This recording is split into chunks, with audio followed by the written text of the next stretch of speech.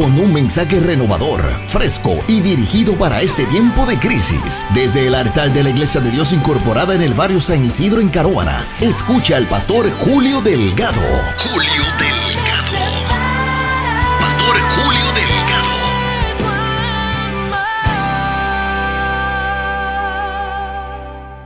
Busque su Biblia, amado. Vamos a la palabra. Busque su Biblia. Capítulo 25 del libro de Génesis. Primer libro de la Biblia, primer libro del Pentateuco, la semilla, el comienzo de todas las cosas. Libro de Génesis, en su capítulo número 25, estaremos considerando para plataforma del mensaje los versos 29 al 34. Cuando usted lo tenga, me dice amén, amados. Con su mano pasando la página, con su boca adorando la gloria del Señor. Génesis capítulo 25, amado. En los versos 29 al 34, cuando usted lo tenga, me dice amén, amados. Reza así, o le damos lectura de la siguiente manera, a la voz de Dios grabada en página, a la gloria del trino Dios, Padre, Hijo y Espíritu Santo. Y el pueblo dice, y guisó Jacob un potaje, y volviendo Esaú del campo cansado, dijo a Jacob: te ruego que me des a comer de ese guiso rojo, pues estoy muy cansado. Por tanto fue llamado su nombre Edom. Y Jacob respondió: véndeme en este día tu primogenitura. Entonces dijo Esaú: he aquí yo me voy a morir. ¿Para qué pues me servirá la primogenitura? Y dijo Jacob: júramelo en este día. Y él le juró y vendió a Jacob su primogenitura. Entonces Jacob dio a Esaú pan y del guisado de las lentejas. Y él comió y bebió y se levantó y se fue. Así menospreció Esaú la primogenitura. Padre, gracias mil. No te pido que tú me remuevas de este altar, sino que tú me permitas predicar con libertad. Señor, como siempre, sabes que te doy a ti toda la gloria, toda la honra. Te pedimos, Dios, que mientras tu palabra es predicada, los dones de tu Espíritu Santo se hagan manifiesto. Don de fe, don de milagro, don de profecía, don de lengua, género de lengua, interpretación de lengua, discernimiento de espíritu, rompe cadenas, liberta a los cautivos, sana a los enfermos, levanta las manos caídas, fortalece las rodillas paralizadas. Señor, y junto a este pueblo me voy a encargar de darte solo a ti toda la gloria y toda la honra, en el nombre poderoso de Jesús. Amén, Señor, y amén. Vuelve y dale otro aplauso fuerte al Padre, amado, más fuerte al Hijo y uno mayor al Espíritu Santo, fuerte que es para el Señor. A su nombre. Si tiene a alguien a su lado, dele la mano, sonríale y dígale: cuidado con el hambre. Dígale: cuidado con el hambre. ¿Cuántos alaban la gloria del Señor? ¿Cuántos alaban la gloria del Señor? A su nombre. Cuidado con el hambre. Hay un dato curioso en la mañana de hoy. Le decía yo a Yendi Mar, yo llevo, usted sabe, unos días que he estado peleando con una laringitis que casi no me deja salir la voz. Esta noche pues estoy con voz de trompeta, gloria a Dios, pero esta mañana no estaba así. Algo le decía yo a los hermanos esta mañana, que esto me pasa a la hora del saludo, me salen 4 gallos, la voz no me sale, pero a la hora del mensaje la voz se me restaura y predico, aunque después que predique se me va. Pero esta mañana, estando en la oficina aquí en la iglesia, me sentí un poco dizzy, como diría el americano, un poco mareado. Y estaba Adelina, luego de la clase bíblica, estaba Irma. Y le decía yo a Yendimar: me siento mareado. Adelina me pregunta: pastor, ¿desayunó? Y le dije: no, Adelina, no desayuné. Y se tomó los medicamentos para la condición de lo que usted estaba afectado. Y dije: sí, con el estómago vacío. De momento, cuando yo comencé a escuchar las palabras de Adelina, que salí de aquí y fui a la casa a llevar uno de los carros, dije: este mareo es por causa del hambre. ¿Cuántos alaban la gloria del Señor? La cosa es que al yo pensar que estaba mareado por causa del hambre, cuando regresé de comer, descansé un rato como siempre hago antes de predicar un mensaje, y cuando me levanté retomé la lectura. Y cuando retomo la lectura, ¿sabe? El Espíritu de Dios me lleva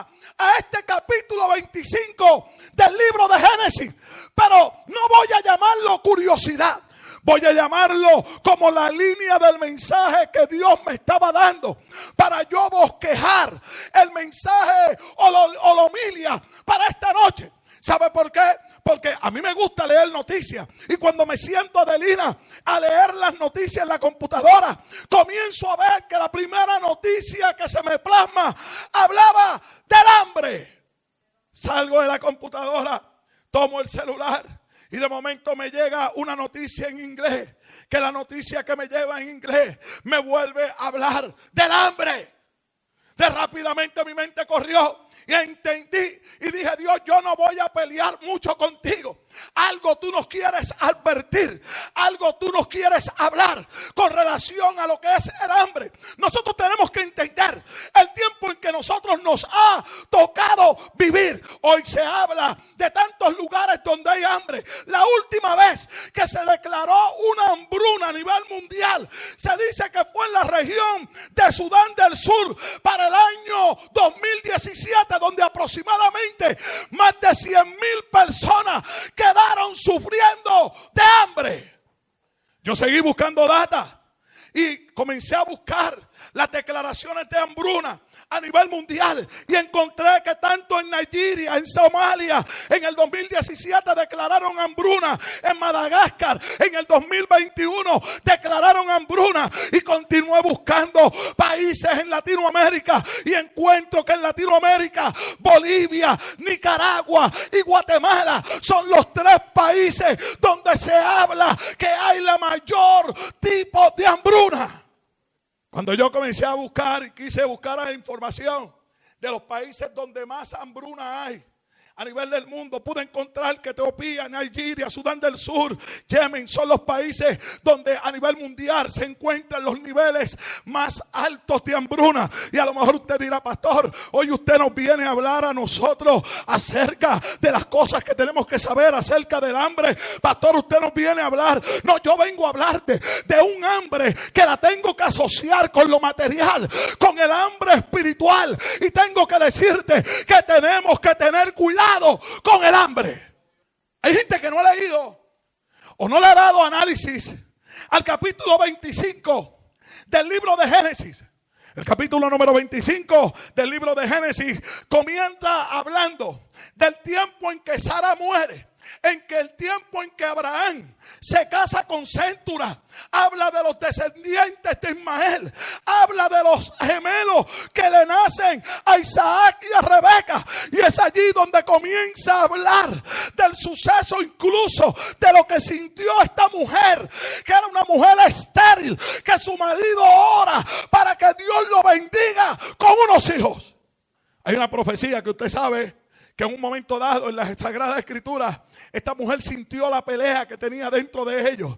Allí se peleaba Esaú y Jacob. La Biblia dice que un pueblo era más fuerte que el otro. La historia de Isaac, la historia de Esaú y de Jacob es una historia que se compara con los frutos de la carne y los frutos del espíritu, que el apóstol Pablo le habla a los Gálatas en el Antiguo Testamento, en el Génesis. Uno se llama Esaú, el otro se llama Jacob.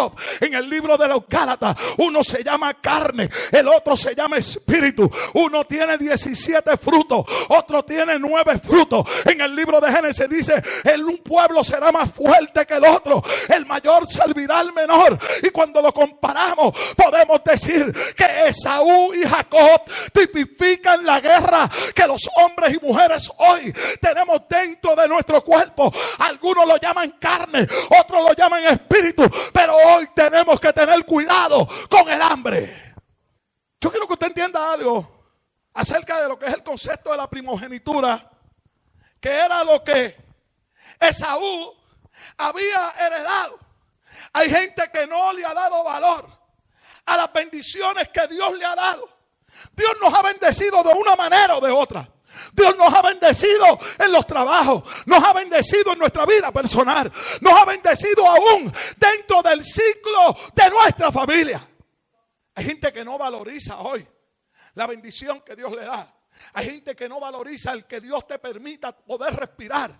Hay gente que no valoriza el que Dios te permita tener una iglesia donde tú llegar, donde tú poder adorar a Dios con plena libertad. Hay gente que no valoriza las bendiciones de Dios de una manera u otra, porque cada vez que nos levantamos es la bendición de Dios que nos permite podernos parar, poder respirar. Hay gente que no valoriza las bendiciones que Dios nos da de diferentes maneras. La gente cree que bendición de Dios nada más es poder tener dinero. No, mi hermano, después que yo me acueste en paz, después que yo viva en paz, después que yo camine en paz, no hay mayor bendición que la paz de Dios. El hermano Jesús, cuando llegó, me hizo una pregunta acerca de unos cánticos y hablaba con Jesús, pero al concluir de hablar con Jesús comencé a analizar que la gente no ha pensado que la mayor bendición después de la salvación, después del sacrificio de Jesús en la cruz, Jesús nos habla del mayor legado que Él dijo, que Él nos dejó. Juan capítulo 14 nos habla de la mayor bendición que Jesús nos da. Él dijo: mi paz os dejo, mi paz os doy, no como el mundo la da, os la doy. Quiere decir que la mayor bendición que el Padre nos deja a nosotros es una vida de paz en un medio de un mundo que se ha convertido en una hecatombe, en medio de un mundo que estamos viendo las noticias que hemos visto en los últimos días a través de la prensa escrita, la prensa radial, la prensa televisiva. Vemos como un padre viola a una hija de 2 años. Él habla de los problemas, de la salubridad mental que hay en nuestro país. Quiere decir que no hay paz. Y yo pueda decir que aunque en mi vecindario tiren tiros, yo duermo en paz. Yo puedo decir que aunque en mi vecindario maten gente, yo vivo en paz. Yo puedo decir que aunque en mi vecindario roben carros, asalten y hagan lo que hagan, yo vivo en paz. Porque la paz no me la da lo que acontece a mi alrededor. La paz la recibí el día que le di la oportunidad a Dios que dirigiera mi vida y quisiera conmigo como Él quisiera. Paz, el valor de la paz. Usted sabe que la paz no tiene precio. Hay gente que no sabe que no hay millones que puedan comprar la paz que yo tengo. No hay posesión material que me pueda comprar la paz con que yo vivo. La paz que yo recibo a través de Cristo no tiene valor que lo puedan vender, que lo puedan comprar, ni en medio de una subasta, porque la paz que Cristo da valió un precio en la cruz del Calvario. Fue un precio de sangre para que usted y yo, en medio de cualquier circunstancia, pudiéramos tener paz. Ahora, ¿qué recibe esa?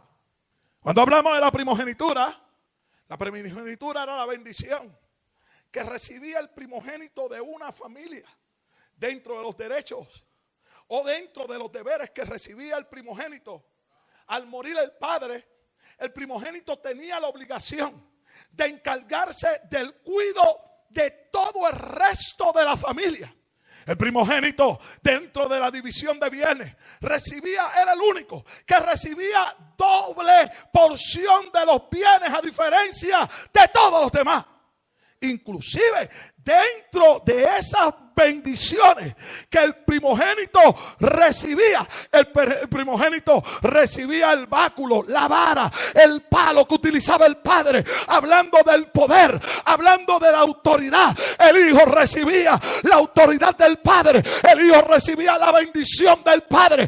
Pastor, ¿de qué estás hablando? El tú recibir la bendición de Dios, recibes la autoridad de Dios, te conviertes en la punta de lanza de tu casa, te conviertes en la punta de lanza de tu familia.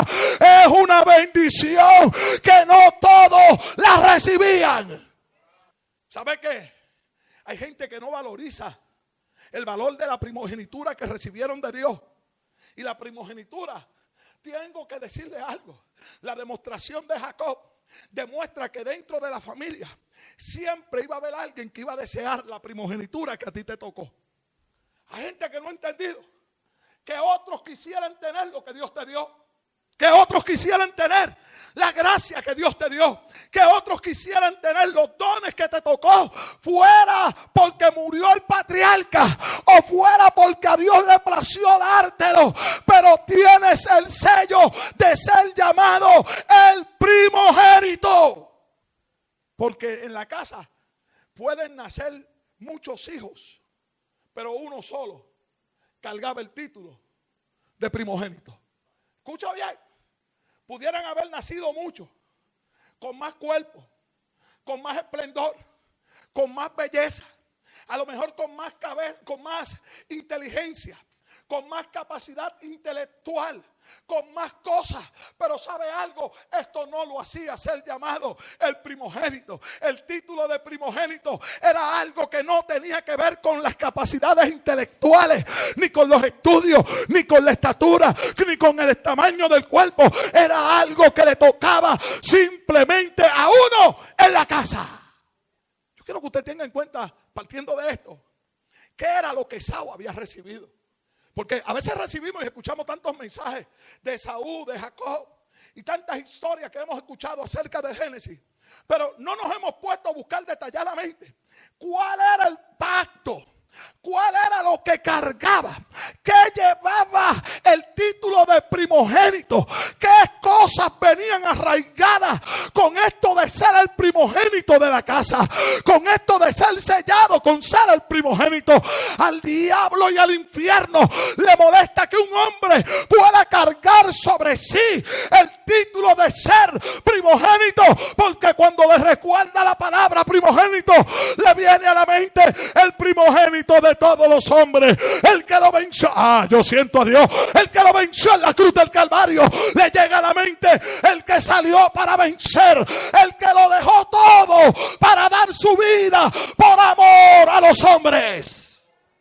Por eso es que cuando en el infierno escuchan el término primogénito, el que abre matriz, el que abre el camino, el que llega como la bendición, el que llega como la herencia, el que llega como la cuerda que cayó en lugares deleitosos, el que llega a ser el heredero de todo lo que Dios habló para esa familia, para ese hogar. En el infierno comienzan a temblar el diablo y comienzan a temblar los demonios, porque sabe que principio de lanza ha nacido en esa casa y que la herencia de Dios no se va a detener, que hay continuidad sanguínea, y no nada más continuidad sanguínea, que hay continuidad de las promesas para con esa casa, para la primera, para la segunda, para la tercera generación, hasta la cuarta generación. Y el diablo y el infierno dicen: esa familia sigue alargando las promesas de Dios para con ellos.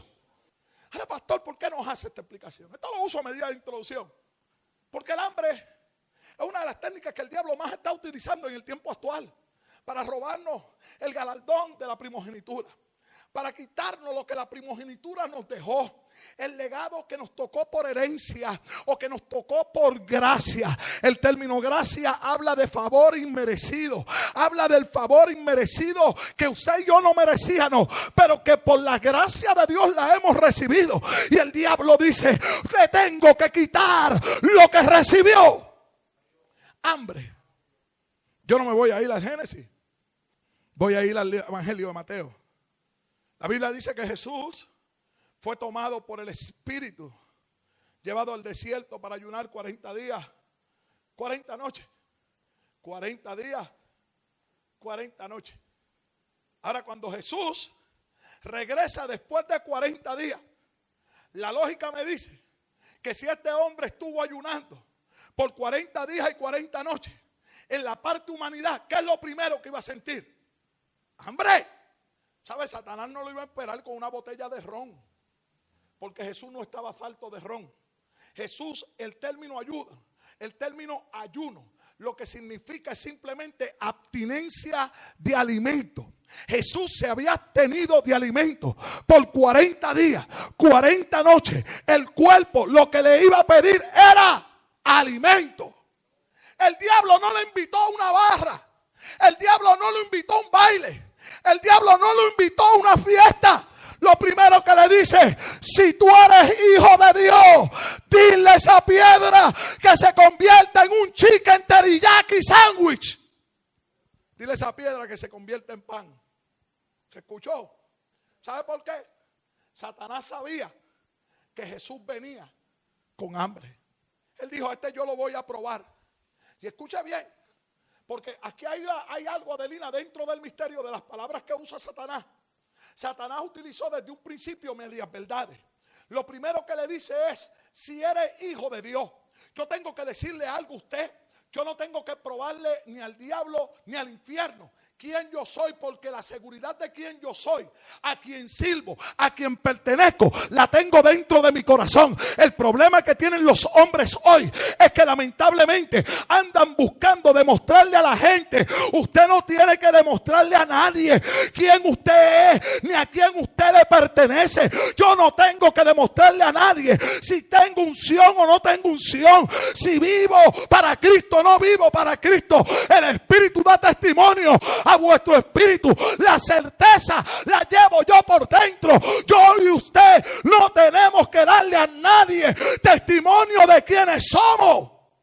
El problema que está teniendo la iglesia hoy es que el diablo dice: si eres hijo de Dios, pidiéndote que des demostración, muéstrale a ellos. Yo no tengo que demostrarle a nadie. El Espíritu, en el lenguaje espiritual, habla al Espíritu. El Espíritu suyo habla a mi espíritu de quién es usted y cómo usted está.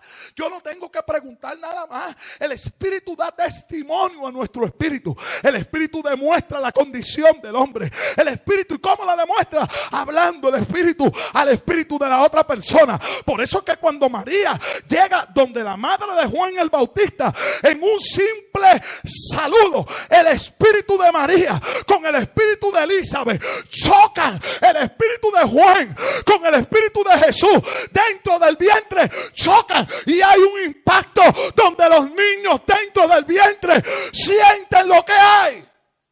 Dos muchachos dentro del vientre de las madres recibiendo testimonio de. El diablo hoy nos envuelve en conversaciones que son vanas. La Biblia, Pablo las llama conversaciones de vieja. Satanás nos quiere envolver en conversaciones que nos van a quitar el tiempo. Cosas que yo no tengo que probar. Hay gente que pierde su tiempo en querer probar cosas, en tener que establecer diálogos que no tienen que establecer, en hablar cosas que no tienen que hablar. El diablo esperó a Jesús y lo primero que le dice es: si tú eres hijo de Dios. ¿Cuál era la intención? La intención era que si tú tienes reafirmación de lo que eres, la reafirmación no la quiero de palabra, porque no se la pidió de palabra. ¿Sabe cómo le pidió la reafirmación de lo que Jesús era? Convirtiendo la piedra en pan. Satanás no le estaba diciendo que Jesús dijera que no. Satanás lo que quería era que Jesús hiciera una demostración que lo enlazaría, una demostración que lo amarraría, una demostración. Satanás lo estaba llevando a que Jesús, de una manera u otra, fuera de palabra o fuera de hecho, negara quién era o aprobara quién era. Por eso es que la Biblia dice que hay que ser presto para oír y tardo para hablar. Porque a veces hablamos muy rápido, sin darle análisis, sin pensar en las consecuencias, sin pensar en lo que nos enlazamos, sin pensar en lo que nos estamos comprometiendo, sin pensar en los problemas que vamos a tomar después de nuestras acciones, sin pensar en lo que puede venir detrás de una palabra. ¿Se acuerda que el hombre que cuando habló de la fidelidad dijo: el que salga por la puerta lo mato? ¿Sabe? Está en la Biblia, porque no podemos ser muy rápido al hablar. Habló demasiado rápido. ¿Sabe, Irma, quién fue la primera que salió por la puerta? La hija. La hija. Tú no puedes ser volátil al hablar, porque detrás de tu palabra hay algo que te va a comprometer, que no hay reversa en lo que dijiste. No hay reversa. Y el compromiso te va a llevar a tener que cumplir con lo que dijiste. Ahora, este hombre, Jesús, entiende la trampa por donde el diablo lo quería poner. Por la palabra como por las acciones. Por eso es que es necesario usted comprender lo que está en las Sagradas Escrituras y saber lo que habla la Biblia. Porque esto no es cuestión de hablar bonito. Esto no es cuestión de dejarme mover por lo que emocionalmente yo pueda sentir. Esto es cuestión de lo que diga la Biblia. Por eso fue que Jesús, cuando el diablo, mire, el hambre estaba allí, Adelina. ¿Sabe algo? El hambre no se le había quitado al maestro. Pero el maestro dijo: más que el hambre hay algo que es más poderoso que el hambre. Y le citó las palabras, le citó las escrituras. Cuando le dijo: no solo de pan vivirá el hombre. ¿Sabe qué le estaba diciendo? Aunque tengo hambre, Aquí la importancia no es la comida. Aquí la prioridad. Al yo hacer un análisis en cuanto a las palabras de Jesús, Jesús le estaba diciendo, aunque el pan hace falta, aunque la comida hace falta, la prioridad no era la comida. Le estaba hablando de prioridades. La prioridad no era el pan, la prioridad era la obediencia, la prioridad era el sometimiento. Tengo hambre, pero tengo que someterme y obedecer. Vemos entonces, cuando en Génesis capítulo 12, el Señor le habla a Abraham y le dice a Abraham, sal de tu tierra y de tu parentela a la tierra que te mostraré. Salir de tu tierra, de tu parentela, a la tierra que te mostraré. Número 1, al abandonar la tierra y la parentela, le está hablando, vas a dejar tu familia, vas a dejar tu nacionalidad, vas a dejar tu terruño, pero a la misma vez vas a ver un cambio de cultura. No nada más vas a dejar tu terruño, vas a dejar vas a ir a una nueva cultura. Con la cultura vas a cambiar los hábitos alimenticios, vas a cambiar tu forma de vestir. El Señor le estaba diciendo a Abraham, hay un cambio en todos los aspectos. Incluso iba a haber un cambio de lenguaje. Ya no ibas a hablar al lugar donde te llevo el mismo lenguaje de la tierra a donde iba a hablar. Era un cambio totalmente drástico, y más drástico aún porque no le dijo hacia dónde lo llevaba. Abraham sale en un viaje a la aventura en fe. Esto es raro, tú escuchas a la gente que diga, yo salí en fe, Dios me dijo, empaca, voy. Esos testimonios ya no se ven, porque yo le voy a hablar claro para usted poder percibir una palabra de parte del Señor que te habla, que te diga, sal de tu terruño, abandónalo todo, deja la familia. Vas a ir a un lugar donde hay un cambio cultural, un cambio en los hábitos alimenticios, un cambio en el lenguaje, un cambio en la vestimenta. La gente no entiende lo que es poder escuchar la voz de Dios y tú hacer una maleta y tú empacar y tú decir, me voy porque Dios me habló, y mientras yo voy caminando Dios me va a ir dirigiendo y Dios se va a encargar de llevarme a donde me va a llevar. Yo me imagino, yo me pongo al pensar, a darle análisis a esta parte escritural, cómo Abraham iba caminando. ¿Sabe lo que es? Recoger tus cosas, dejar tu palo de aguacate, el palo de China, el palo de cereza, los 4 cartones, los 4 palos, 4x4, el pedazo de zinc, el aire acondicionado, y tú decir, ¿hacia dónde Dios me lleva? La duda tenía que llegar, porque ¿sabe qué dice la Biblia, Pedro? Que hubo grande hambre en la tierra. ¿Sabe lo que tú salir en fe? En un viaje donde tú dices que Dios me mandó y Dios me dijo que saliera y Dios me dijo que fuera y Dios me dijo que llegara y Dios me dijo que yo iba a ir. Y sabe que si entonces se rompe una tempestad, una prueba, llega a la vida de este hombre.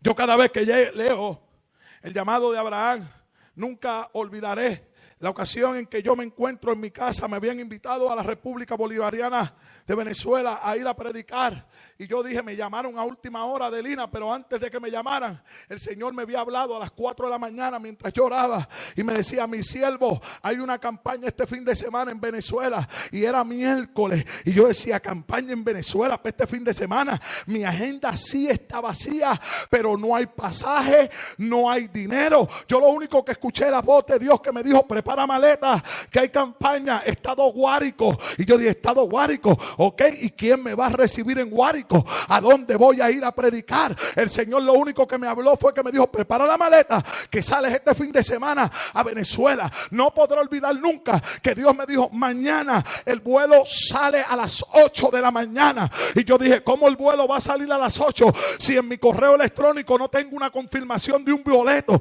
No sé por qué línea aérea voy a volar, pero ¿sabe algo? Yo en obediencia, escuche bien, en obediencia hice la maleta, preparé ropa, preparé mis camisas, comencé a bosquejar algunos mensajes, comencé a hacer algunas notas, me levanté al otro día, yo me fui en mi vehículo para dejarlo en el aeropuerto porque yo no sabía cuántos días iba a estar en Venezuela. Me acuerdo que al otro día el mismo Espíritu a las 3 de la mañana me levantó, oré un rato, me levanté, Adelina, de las rodillas, me bañé, me vestí, salí al aeropuerto, pero faltando 15 minutos para llegar al aeropuerto, 5:40 de la mañana, una pastora de Rochester, Nueva York, me llamó. Esta pastora me llama y me dice: ministro, disculpe que lo llame a esta hora de la madrugada, pero el Espíritu de Dios me tiene despierta desde las 3 y me dijo que usted estaba orando y estaba esperando esta llamada. Me habló de una palabra que una campaña Dios me había dado para ella y me dijo: pero luego te testifico completo. Simplemente te estoy testificando, te estoy llamando porque Dios me dijo que tú tenías un viaje y había que pagar un pasaje para ti. ¿Dónde tú estás? Le dije: Sierva, camino al aeropuerto. ¿Tiene pasaje? Estoy esperando el pasaje. Dime hacia dónde vas. Le dije: lo único que sé es que voy para el estado Guárico, para Venezuela. Necesito un boleto. Dios me dijo que el vuelo salía a las 8 de la mañana, son las 5. Así que si Él te dio esto, usted va a encontrar el pasaje. La mujer me pide todos mis datos, le doy mi nombre, mi número de pasaporte. La mujer se mete en la computadora y me dice: checate el correo, te pagué ya el de ida, déjame saber cuánto tiempo. Cuando ella me vuelve a llamar, le dije: sentí en el espíritu que son 10 días que voy a estar en Venezuela. Me dijo: pues déjame sacarte el de regreso. Me saca el boleto de regreso. Llego al aeropuerto. Cuando yo llego, saco la confirmación, ya en la fila yo sentí una bendición de Dios tremenda, porque estas son las conexiones que Dios hace para las necesidades que usted y yo podemos tener. Tomo mi vuelo, exactamente 8 de la mañana salía el vuelo por Copa, volaba Orlando, Panamá,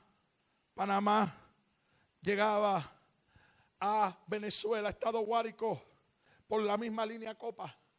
Cuando llego al aeropuerto, me encuentro en el aeropuerto a un amigo mío que murió el año pasado de COVID, periodista que estaba en el aeropuerto esperando un pastor. Y me dice: Dios negro, ¿y qué tú haces aquí? Y bueno, Dios me habló que mañana comienza la campaña. Y yo dije: ¿qué tú haces aquí? Estoy esperando al pastor fulano. ¿Y para dónde tú vas? Yo dije: yo no sé qué, yo sé que voy para Guárico. Y creo que para donde voy es para San Juan de los Morros, donde tú estás.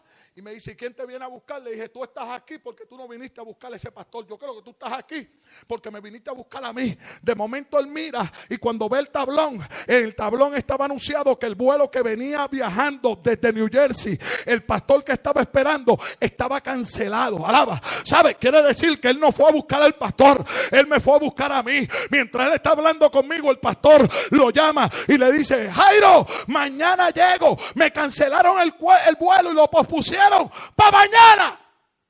Ahora, lo grande de esto es que mientras yo estoy buscando las maletas, Adina, y estoy hablando con él, se me acercaron 5 oficiales. Yo lo testifiqué una ocasión aquí.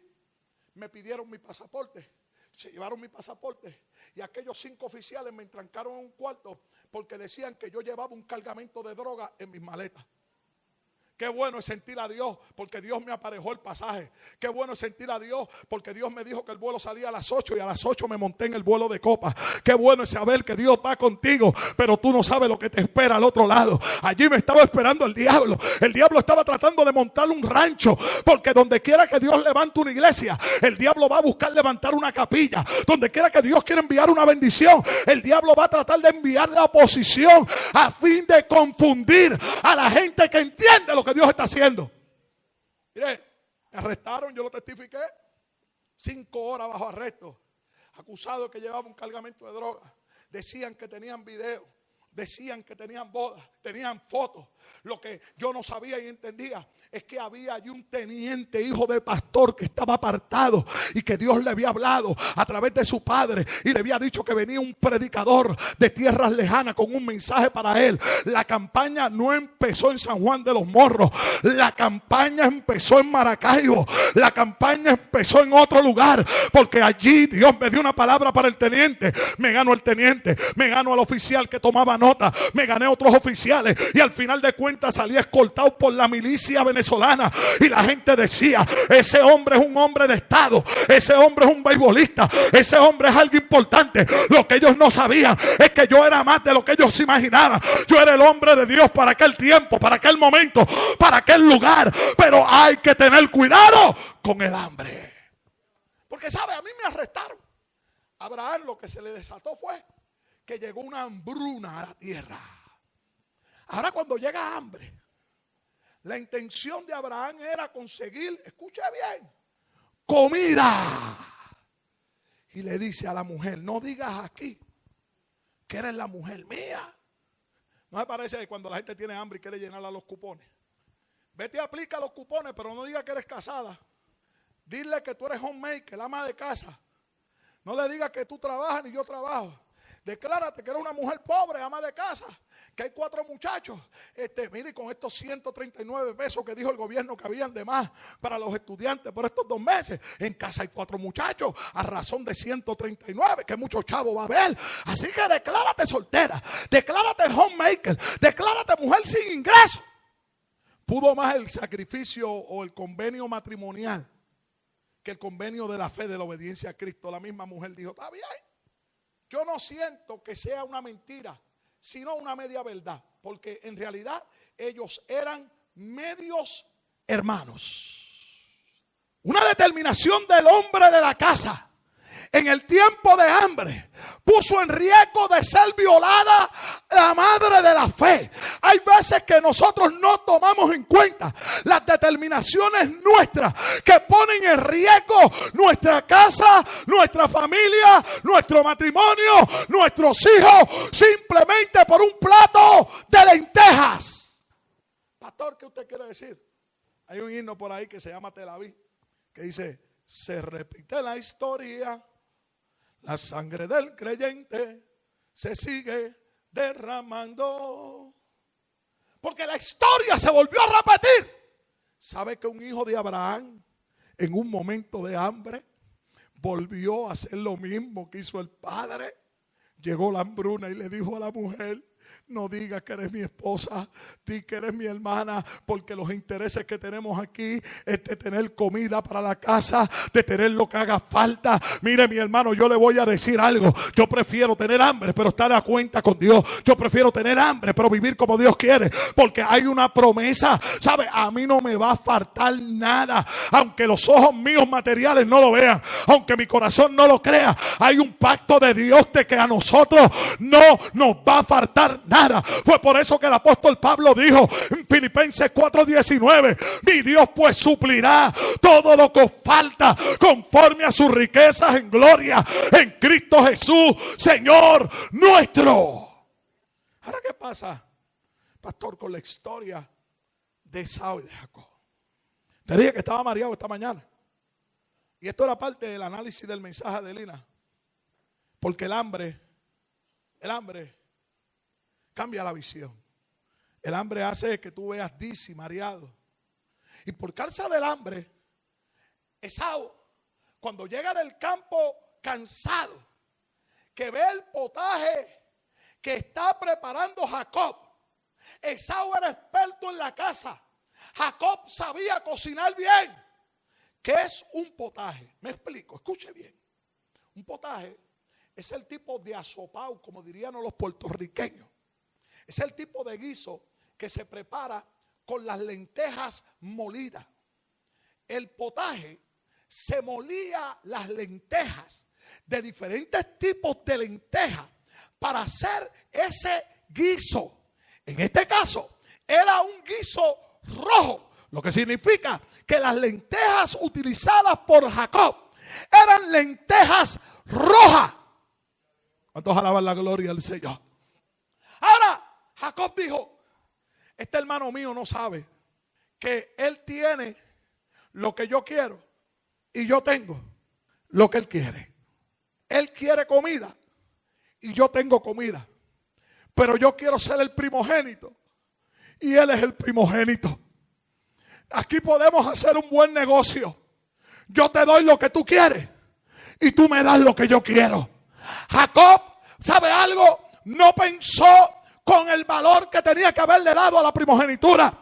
Bien dice el adagio popular: hombre con hambre no piensa, y si piensa en algo es en comida. Jacob pensó con el adagio popular: yo no pienso. Jacob pensó en una visión a corto plazo. Y escuche bien, mientras que Jacob pensaba a largo plazo, Esaú pensaba a corto plazo. Esaú dijo: ¿qué vale esto si yo me voy a morir?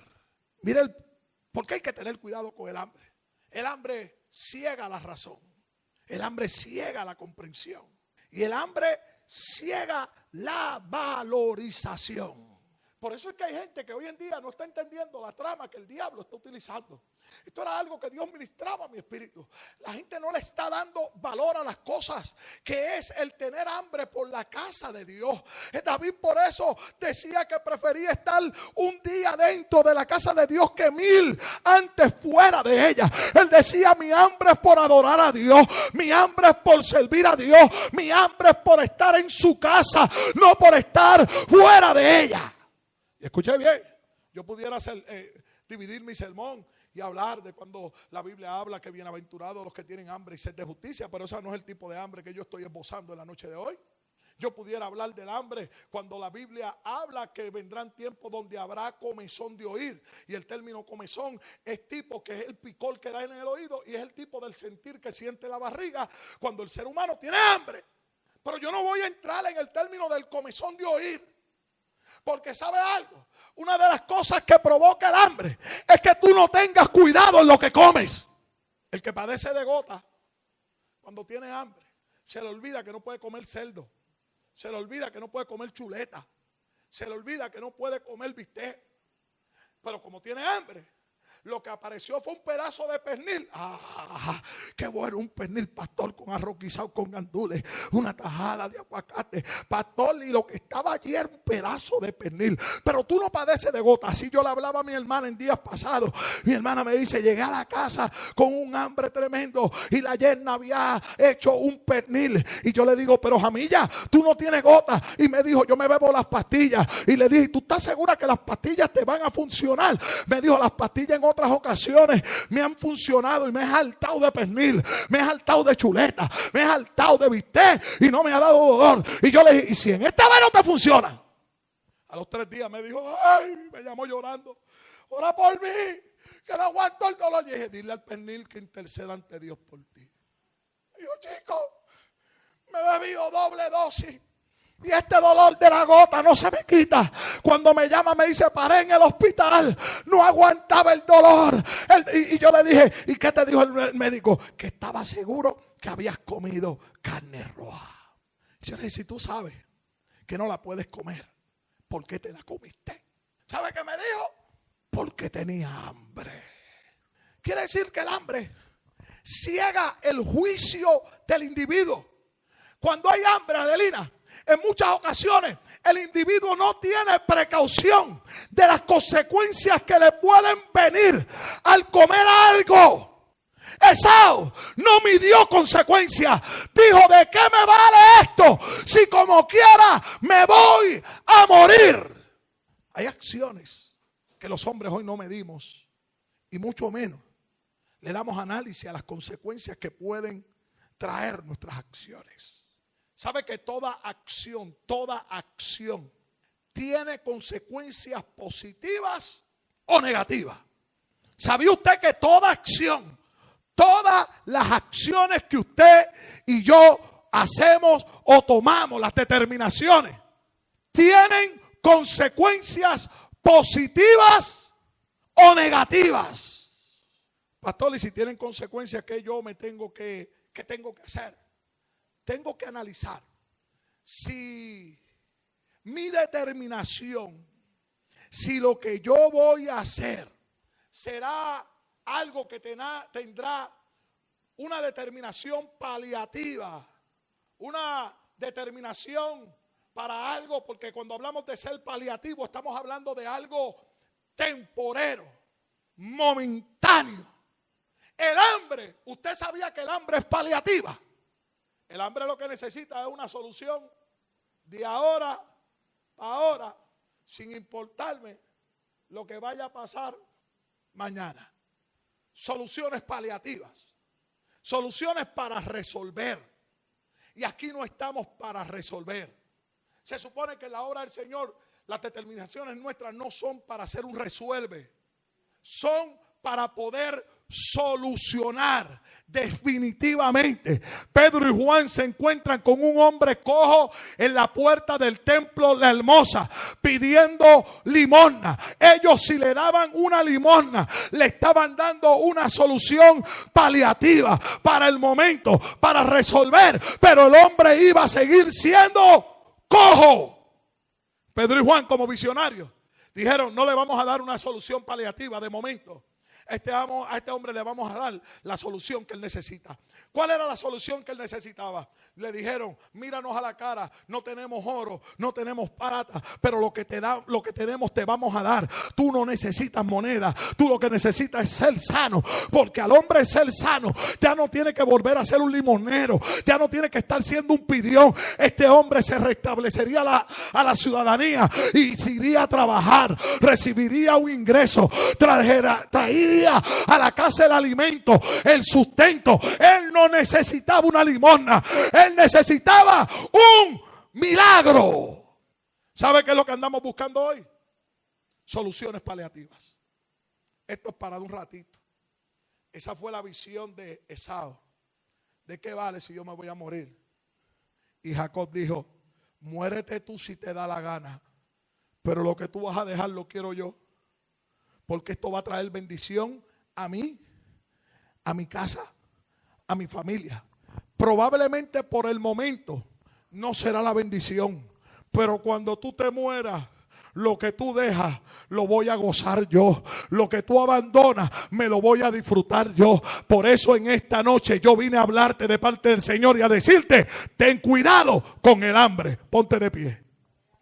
Dele la mano a su hermano, a su hermana que está a su izquierda, a su derecha. Dígale: cuidado con el hambre. Dale cuidado con el hambre. Señor, te damos gloria, te damos honra, te damos la alabanza, te damos la adoración. Gracias porque he podido esbozar el mensaje de tu palabra. Hoy una vez más tú has venido a hablar a mi vida, a la vida de este pueblo, a la vida de esta iglesia, a la vida de cada uno de nuestros hermanos, Señor. Te has comprometido en Isaías 55 que esta palabra jamás retornará atrás vacía, sino que hará el trabajo para la cual ha sido enviada. Como tu siervo le he hablado, a ti doy como siempre toda la gloria. Sé que tú estás sanando, sé que tú estás restaurando, sé que tú estás reanimando. Señor, toda la gloria te pertenece a ti. En el nombre poderoso de Jesús. Amén, Señor. Y amén. Denle un aplauso fuertemente al Padre amado. Más fuerte al Hijo y mayor al Espíritu Santo. A su nombre.